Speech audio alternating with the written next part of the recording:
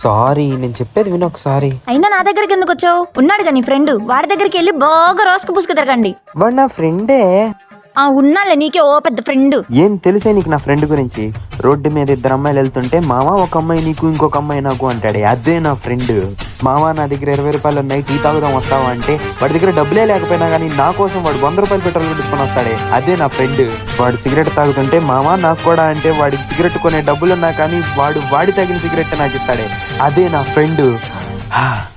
Sorry చిరు, మీ friends గురించి తెలియక నేనే చాలా తప్పుగా మాట్లాడాను. నాదే తప్పు, సారీ. ఎవరు? ఫ్రెండ్. మీ ఫ్రెండా? మాట్లాడు, పర్లేదు మాట్లాడు, నేను వెయిట్ చేస్తాను. చెప్పరా. మీ గర్ల్ ఫ్రెండ్ ఓకేనా ఇప్పుడు? ఇప్పుడు దానికి ఒక చిన్న జలకిచ్చా.